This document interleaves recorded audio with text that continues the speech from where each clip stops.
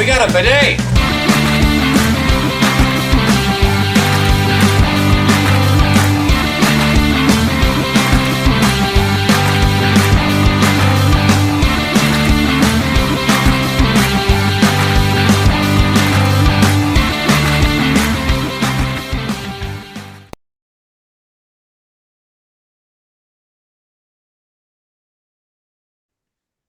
Hey everybody, and welcome back for another video. In today's video, we are covering the next episode of Ahsoka that came out.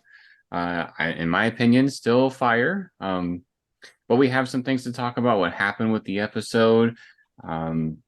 There's a couple of things that happened. This one is a bit shorter than the first two that we got. But nonetheless, we actually didn't just do a filler. We kept it going. So, where should we start? Sabine is actually starting her training with Ahsoka.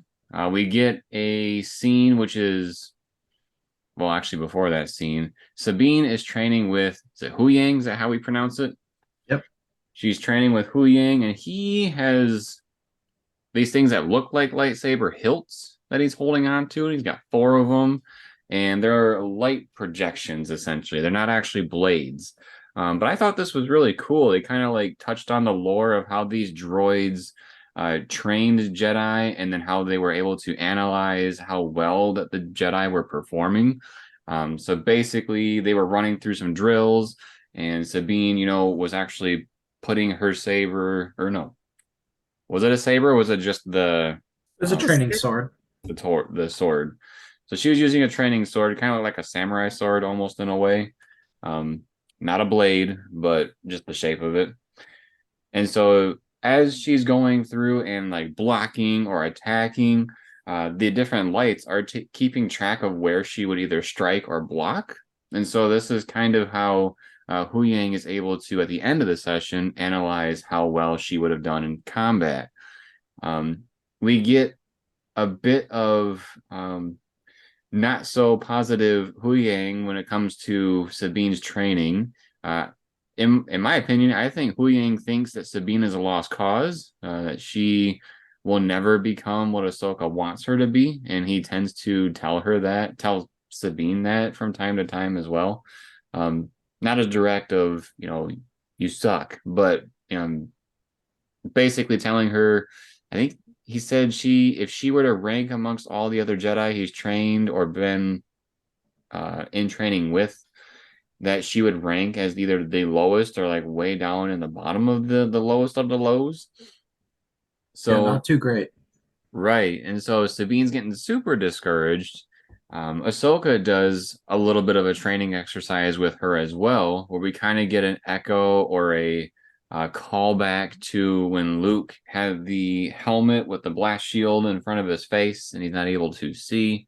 And then Ahsoka's walking around the room and trying to see if Sabine will be able to react to her, even though she can't see her. So after this little training bit, Ahsoka and Sabine sit down at a table and they're talking through things a little bit. And Ahsoka is trying to explain to Sabine, you have to have talent. You have to be able to connect with the Force to be able to start to use it and then improve on it. And we get a little bit of a scene where Sabine is trying to move a cup, a very, very small cup, and she is not successful. I was wondering if it was just going to wiggle a little bit, maybe like a Pokeball or something, but it didn't move at all. So we can see that there's little to no connection for her currently. We also get a little bit of a scene with Hera as well, when she's trying to talk to basically the leaders of the New Republic, and she's trying to persuade them to give her some forces to go and find Thrawn. Now, all the people that are basically on this high council are saying, do you have proof that Thrawn is even around? As far as they know, he's gone or dead. And she doesn't have any physical proof. It's just that she has, you know, a feeling. They have a map that says supposed to lead to Thrawn. So she doesn't want to tell them all the stuff that they have, but she's trying to say that we know he's there. I just can't tell you how, kind of a thing. And because there's a lot of that uncertainty, the High Council like has no faith that if they were to give her some ships, that they would actually be used for something uh, useful. There's one person on the in the group that's actually super negative towards Hera, and we actually get like a very I would say if we were in the room, it would be an awkward conversation that they had as far as like conflict. I don't know his name, but it was the dude that was in the group. He was basically trying to uh, talk down to Hera, and then Hera like laid into him with the "You're like a senator, right?" And it's like, "Yeah." It's like, "Did you go into the battle? Do you know how it actually was?" And basically was trying to belittle him back of like he was a coward that never was actually part of the war. He just heard whether there was progress or not. And so I thought that tension was really good. I really liked, seeing Hera being almost a little snippy back at these people that are supposed to be above her. Um, but overall, we're led to believe, at least for now, that she will not be getting support from the New Republic. As she does leave, we do get to see one small little Easter egg. I'm going to call it an Easter egg now because I don't know how big of a part he's going to have, but we do see Hera's son that she had with Kanan. He has grown up a bit. He still has the green hair that we saw in Rebels. Is his name Jason? Yep. Jason. So yeah, we get to see Jason. I'm kind of hoping we get to see a little bit more of him, but he was so small in the episode that I'm not quite sure how much he will end up being used. Um, I want to be a Jedi, mother. yeah. I believe after all this, Sabine and Ahsoka are trying to go and find, because there was the tracker that they placed on that hyperdrive piece. They were going to try and find where it was, and so they come out of hyperspace and they find the ring of Scion, and or is it called the Eye of Scion? It was a ring. I think it's the Eye of Sion. I'm not too. I think it is the Eye because it's a play on a character from the Knights of the Old Republic, and the dude had like a messed up eye. So I bet that's what it was. But when they get there, they are greeted by some people. So, Austin, what happened once they actually got there? Okay, so before we get super into the nitty gritty of what happened this episode, I just want to kind of reiterate what you were saying that this episode it just like flies by. So I love the title, "Time to Fly," because this episode does fly by. Like I didn't want it to end. It's just so great, and it does have the double meaning because obviously we get the really cool dog fight later on in the episode. Yeah, so that training scene with Hu Yang is so awesome when he's got the four, yeah, he's got the four like lightsabers, but they're just lights, tracking where Sabina's swinging with the practice sword. And he looks a bit Almost, like General Grievous. Is that what you were gonna say? I was gonna say like an air traffic controller, like Yeah, that too. He's like directing, like, yep, swing here, swing here. Um, so we're and they say that she's just that was just the basics, right? He's not doing anything like complicated, like that stuff younglings would do. So she's already struggling with that part, so she's got a lot of work to do. Um, that was yeah, really neat to see. yeah. But I mean, they go right into another drill. She gets to do the drill with Ahsoka as well, where she's got the face shield, so she's blinded. Um, much like if anyone has seen Rebels, her master before this, before Ahsoka, was Kanan, who was blinded. So it's kind of like uh, I don't know, similarities there. I Um, think that. yeah, there's a lot of cool stuff going on. Um, Ahsoka does have like a lot of like heart to hearts with Sabine. She's trying to really teach her about the Force.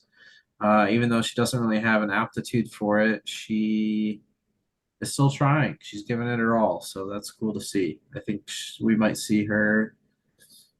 I don't know. We'll see something by the end of 8 episodes. I'm sure of it. But She's a lot more patient of a teacher than I was expecting her to be. yeah,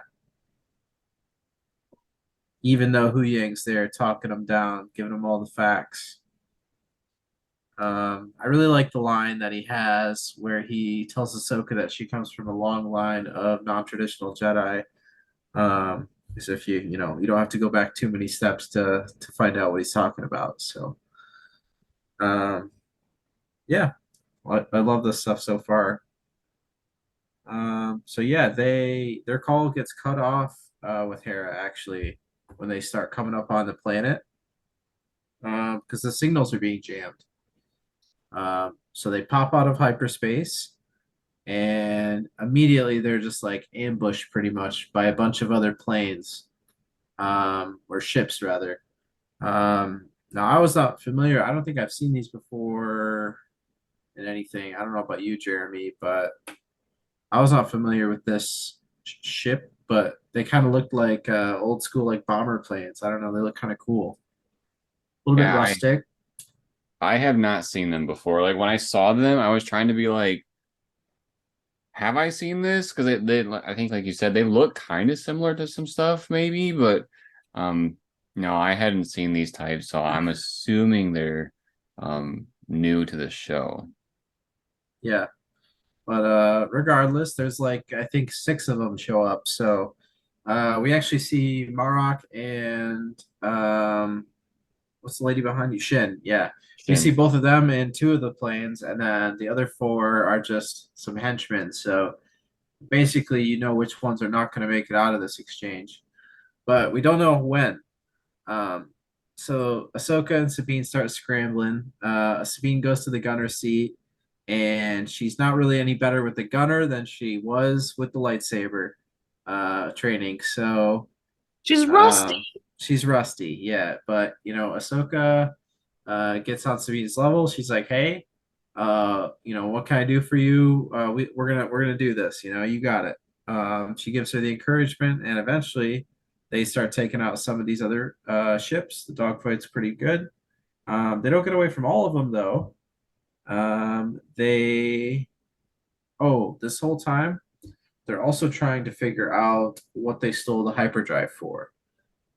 So they know that the object's on the other side of the planet, but they know it's large and they have to like get closer to get a visual.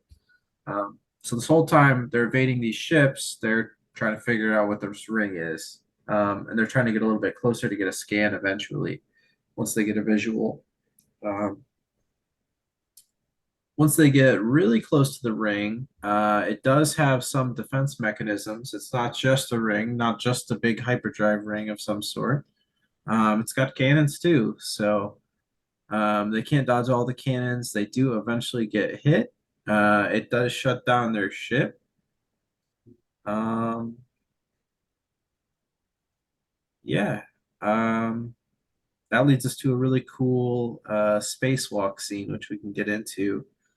Um, did you guys have anything you want to add about any of the dogfighting or anything like that? That was a I pretty was long sequence, but I was gonna say, I know a lot of people, well, there was a lot of mixed reviews from like the dogfight stuff from Mando, and I kind of felt like this dogfight was a bit more like feeling like Star Wars and some of the stuff we have been getting lately. So I yeah, thought that was really cool. yeah, it felt very I don't know what the right word is here, but It was homey. fast, action packed. The camera cut very quickly. Yeah, Throwing you into the mix of the action a little bit. and it wasn't just like they instantly take out all these ships. They really had to like work for it. It took them a lot of tries actually to kind of start picking them off. Right. I found it kind of odd that like they had to pull off some weird ship maneuvers for Sabine to be somewhat accurate with her shots. I feel like if Yeah, someone were like nosediving with a plane, that I would have been terrible with a shot. yeah. I think it was more of the idea where they're moving so fast across her line of vision that she's got to be like ready for the shot before So she's got to kind of predict. That was kind of how I was.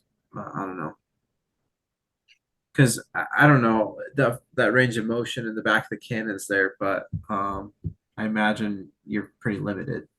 But Right. The part that you were mentioning that comes next, I with the ship is it's been hit, and they have to bring it back up, and Sabine is focusing on that, and Ahsoka goes outside of the ship. When I yep, the good old first fix the ship real quick, hop under the yeah, hood. when I first saw it, like I didn't know how to feel about it, just because I thought it was a little silly with what Mhm. Ahsoka was doing. But I had totally forgotten that that was actually in Rebels. So I Yeah, it mean, was in Rebels and Clone Wars. yeah, it's there. Yeah, I don't they, remember that. yeah, it's like very early in Clone Wars, maybe like season two. I didn't remember it either, but I saw another video mention it. Um,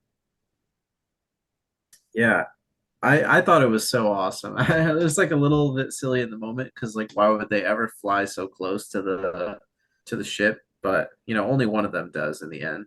And just like visually, her lightsabers, the white lightsabers against space, just look so awesome. Um, Do you think it was I kind just of like all the silly? time. Oh, sorry. uh, like her being able to actually hit one of them.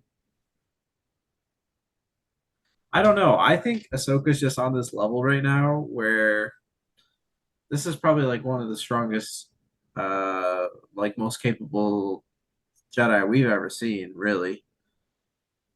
Um, just like I think she's pretty much at the height of her power. So I think she's very like samurai. Like I think actually those ships firing because those blast shots from the ships are presumably bigger than like a blaster. Um, so it's like a lot more power from it and everything. So I assume like deflecting those wouldn't be as easy. So I think it's even more of like a skill that she was able to kind of like be patient and wait for the shots and make sure her ship didn't just get blown up while it's sitting there dead in the water. Right. The thing I was asking, I wasn't asking, did you guys think it was silly? I had a second part to that. Oh, my Um, bad. do you think it was silly that Shin basically decided to just shoot Ahsoka and not just shoot the other side of the plane, which may have like projected her somewhere? Yes and no. Because I I thought it was like, think you got like something this big on the wing. Why would you aim at that small little target when you could just like, smash another part of it? I understand it's probably the cool factor. I just kind of found it yeah. like, You know how many times you've told me that different characters have done things because they were blinded by hatred? yeah, Here's that spoon of medicine right back at you. that's Yeah, probably Ahsoka part of it. just threw herself out there as a target. Yeah, I could see that. So for me, I've never really been a big fan of dogfighting. It's not that it's not cool, it's just that so often it's shot in ways that make me motion sick that it just isn't something that I like gravitate towards. This particular episode, I didn't really have like motion sickness issues. But it's not my favorite thing to watch, I guess. It can be kind of boring or seeming like it takes forever, which is supposed to, because if you get everybody in one shot, that doesn't seem realistic. But that doesn't mean it's necessarily enjoyable for me or like my favorite thing to watch. What I did like during these scenes, though, is kind of the bickering and the back and forth. And we had that with both groups of characters. So, we've got Ahsoka and Sabine, bickering with Hu Yang because he's trying to scan the big ring ship, and he's trying to figure out what this is and telling them they need to be closer and closer and closer. It's like, okay, if we get any closer, we're going to be blasted to bits. But then you've also got Shin and Morgan, I believe is her name. Those two going back and forth of like, I'm going to take him out. No, I'm going to take him out. No, I'm going to take him out. And just kind of having that. The way I just said it kind of seemed a little childish, but the way they did it in the show, I think it was more fun, and showed more personality. Yeah, definitely. They're they have a little squabble going back and forth. The the dog fighting. Yeah, I know exactly what you mean, Sarah, how it can be it can kind of be drawn out. I know I just was saying how much I liked it, but it does get a bit boring at space. It's so much more exciting when they're doing it in an interesting environment, right? If they're swinging through a canyon, any kind of cool terrain that they have to also navigate the ship while dodging, not taking too much damage. Obviously, they have a bunch of shields. They got hit a million times, um, Mhm. but Yeah, that does make it a bit more interesting. yeah, yeah. Maybe if their ship started taking more damage from all the shots they were taking early on too, I think it would have made it a bit more dramatic because they never really took any damage. Um, their shields held up pretty much till they got hit by the big cannons. So Austin, what happened after they got the ship back up and running? Not a lot. Yeah, they had to dip out of there, so they just decided to head on down to the planet, see what's going on, why they're hanging out here. And they're kind of just trying to lay low, so they can get their ship fixed and I think they're gonna kind of take it on foot, or I'm not really sure, really. But they go down to the planet, they hide their ship in the woods. Happens to be a red forest. They have a red ship. Works out pretty nice. And they kind of get away, but the bad guys know they're in the forest. So, kind of in the final. Oh gosh, I skipped. I'm down to the surface of the planet already. On our way down to the planet, something really exciting happens. They get some pings on the radar, and it's a bunch of Purgle flying in the opposite direction. So I was just talking about navigating a cool environment. They have to drive around fly around all these gigantic Purgle, um, and that's a sign of Ezra, and it's a sign they're on the right track. When they kind of scan the hyperdrive rig and they discover kind of what's going on here. Um, so yeah, and the end of, in the end of the episode, Ben sends out the henchmen to go search for the Jedi. So yeah, Yeah, that planet was really cool looking, and so were the yeah. Purrgil. Visually, this episode had a lot of things going for it.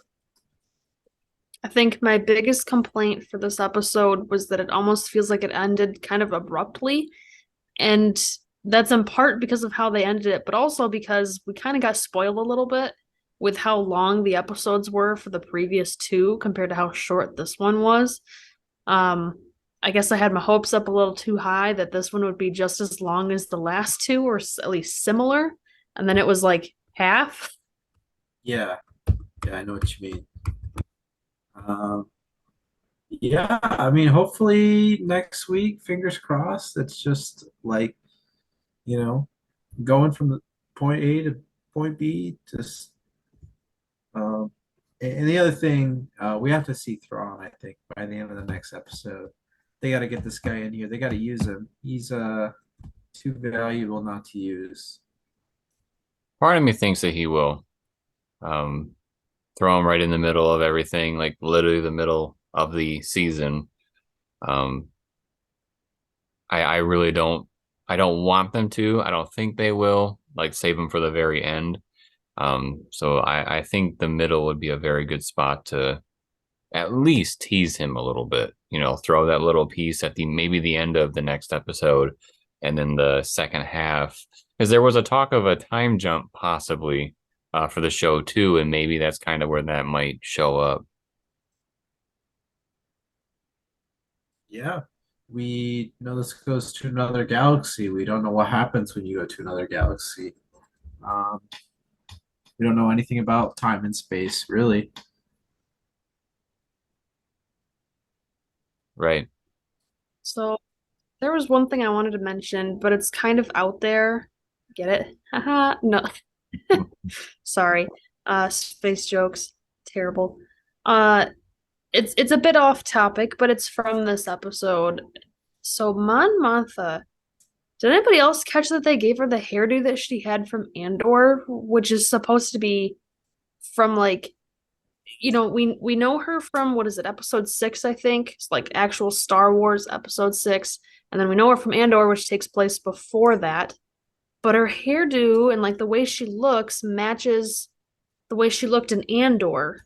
So, like, I understand it can't be the same actress, but why isn't her hair at least the same as far as episode 6? You know what I mean? Like, it seems weird. She looks too young.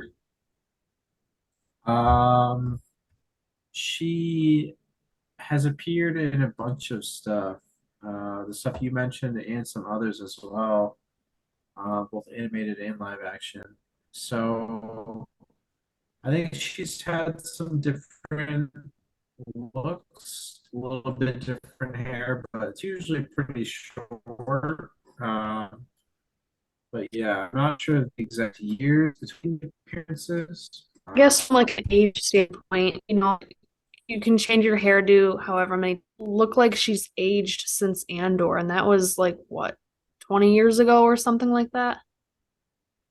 Or more? Yeah, something like that. I think you're on the right track. Maybe she ages like fine wine. Who Yeah. knows? Well, she is, I believe she was not just like a congresswoman now. Now she was like the chancellor. So she has advanced politically. But yeah. Seems like she still has some bad eggs in the Senate, unfortunately. Yeah, That weren't the going to the help dude out. that was in that group, I half wonder if he's like a imperial sympathizer, just with the way that he was very much no, you can't have this stuff, and no, that doesn't exist, and Yeah. basically trying to direct them away from it as much as he Yeah. could. I wouldn't be Yep. surprised.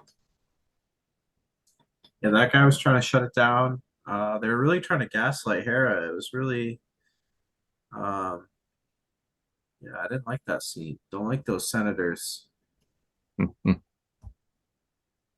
All the political people thinking they know better than everybody. Exactly. And oh, we didn't point out Jason was going around with Chopper, possibly the worst babysitter you could possibly find. Um, so I'm sure he's going to grow up, you know, blowing up Star Destroyers and Fine. stuff. Or when somebody might fall to their death, they'll teach Jason to step on their fingers. Yeah. I don't know if you remember that, Sarah, but there was I think it was season 1 of Rebels where Ezra was like hanging from a catwalk, and then Chopper came by and just ran over his fingers. Ouch. Savage. Yep. Chopper. Yeah, I'm excited to get some more Chopper moments Same. next episodes. Yeah, I really liked his interaction. Was it the second episode, when Hera was, flying towards the hyperdrive Yeah. connector ship. That was a great scene. Yeah. So I was gonna say probably what my biggest criticism of this episode was, and I think because I wanted your guys' input too, my biggest criticism was that I felt like it's not that the episode was physically too short, like the 30 whatever minutes, but I felt like our time with them was too short, if that makes sense.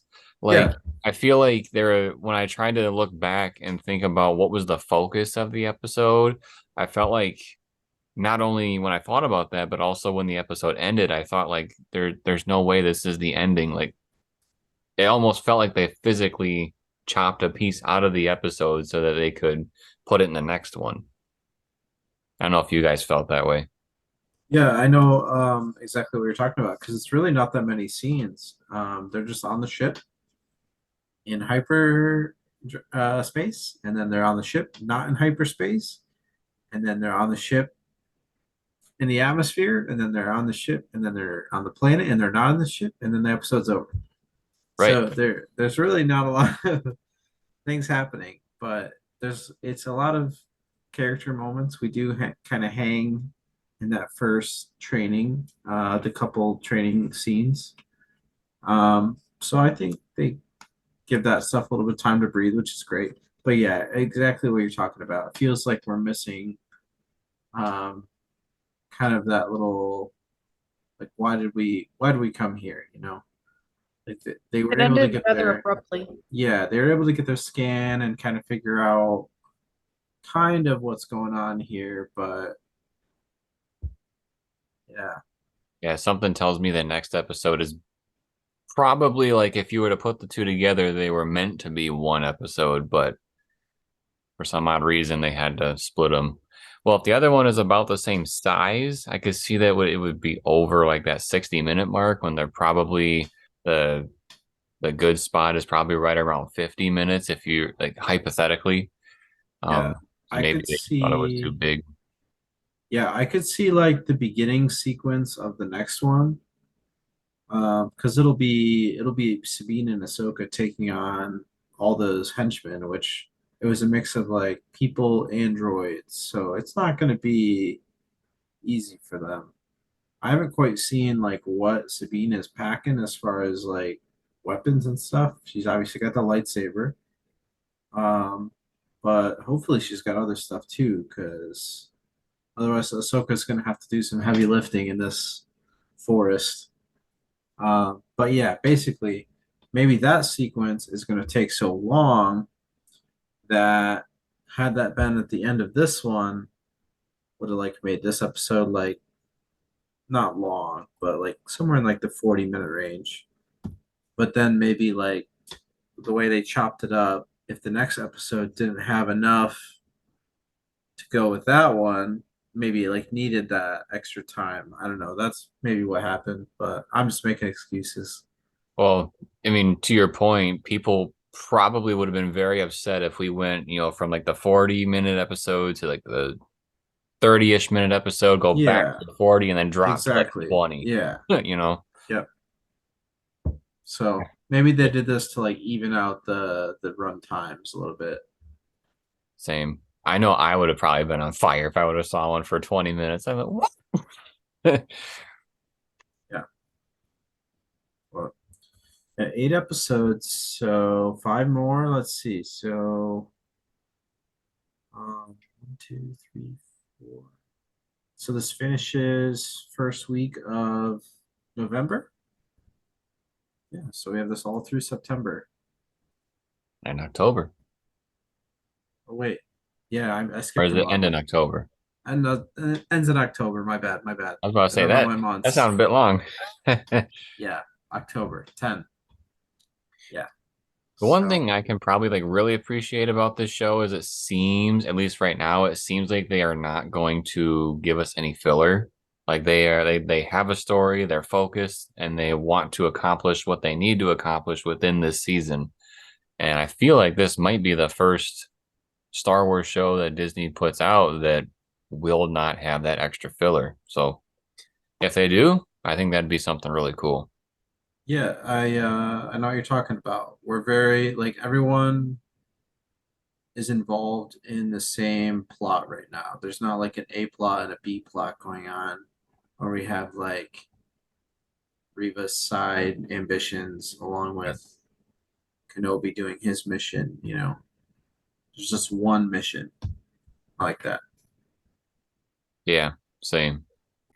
All right. Was there anything else we wanted to mention about the episode? Any last thoughts? I'm good.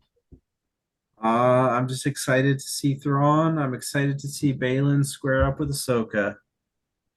Yeah, I'm so, we're heading towards, or well, we're on the forest area, like the planet that we see in the trailer, maybe, where they're fighting in the forest.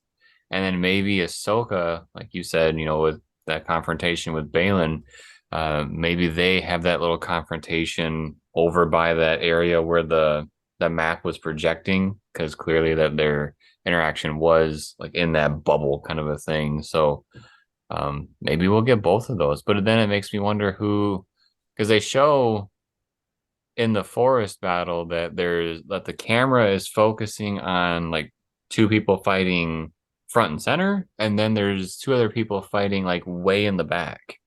So it makes me wonder who's who and how it all develops. But I guess we'll find out on Tuesday. Yeah. I don't know what they're gonna do with all these. 'Cause they've got a lot of villains now. There's Thrawn, Morgan, uh, the Witch, and now these three Jedi slash Inquisitors. So, like, how many of these bad guys are gonna make it out of this? I mean, Ahsoka, that's not the Jedi way to kill, but are they gonna have a choice? Well, she doesn't really follow their rules. Remember, she said, was it in episode one or two, one of them, that she like had to interrogate um Morgan with non-traditional ways or whatever she said. Yeah, I think we see it basically in the because that's like the Mandalorian episode. She does the Anakin cross swords to the neck. Oh, She says, "Where is Thrawn?" I'd answer pretty quick. yeah, I was same. actually I don't know if I mentioned this the last time, but I was gonna ask you guys if you think she did that on purpose, like had Ahsoka go get the map for her out of the temple. Like I think it was like a she said that that temple was built by the witches, so maybe she could have just got the map anyways. But I thought maybe she's like masterminding this and she had Ahsoka go do the Tomb Raider stuff, get the map for her, have Sabine figure out the map for them, and then they steal the map, right? Like they had the good guys do all the hard work. Maybe. Um, Definitely not a no. Because they're the bad guys. They have to seem witty and smart. So I wouldn't put Yeah, it past them. that's a Thrawn move. That's not a Morgan Elsbeth move. Right. But also, if Balin, Marok, and Shin, are actually decently strong with the Force, they can kind of predict some stuff too. And so maybe they kind of foresaw that they could potentially get away with this if they, put this plan into motion. Um, this is going to be a bit of a stretch, but maybe that location was partially in the like contingency plans that the emperor had, because we know he's kind of in the background during all this because he shows up later in the other movies. Yeah. Maybe he had something in his archives that spoke of this map, and then they uh, came up with an idea to obtain it. I don't know, spitballing. Yeah, it's possible, right? We found out that the Jedi kind of knew about the hyperspace intergalactic lanes. Um, so yeah, definitely possible that other people knew about them too. Any thoughts, Sarah? This is a lot of information I don't really know anything about, but it sounds like it could be true. You excited to see more whales, Let's more see more space whales? creatures. Yes. I miss my loft cats. We got to see the perg whales, purgles. Virgo. So let's see what creatures we got on this weird red forest planet because I'm all for the animals. Yeah, there's got to be all kinds. Yeah, who knows? All we've really seen is them at the edge of a cliff, that had the map projection. So what hides in those forests? Yeah, just like that. All right. Um, any other things you wanted to bring up, Austin? Because you had that cool question. I don't know. I think that was the only one that was on the forefront. So that's All pretty much right. all I got. I'm loving Ahsoka. Cool. Yeah. I'm really liking it too. Like I said, the only criticism I really had was that feeling of not feeling complete for an episode. But otherwise, the show is very good. The show feels like Star Wars. It doesn't feel like it has anywhere where we're being pulled out of it, at least for me. And so I think that, sets up some really cool and good expectations moving forward. But yeah, that was our talk on the third episode for Ahsoka. If you enjoyed this type of video, make sure to subscribe to the channel and turn on notifications. That way you are notified when the next one drops. We will be covering these every week, so we should have a discussion out within a couple of days after the episode drops. Drops a like if you like the video, and drops a comment letting us know your thoughts on this episode for the week. And then, as always, everybody, thank you for watching. We'll see you next time.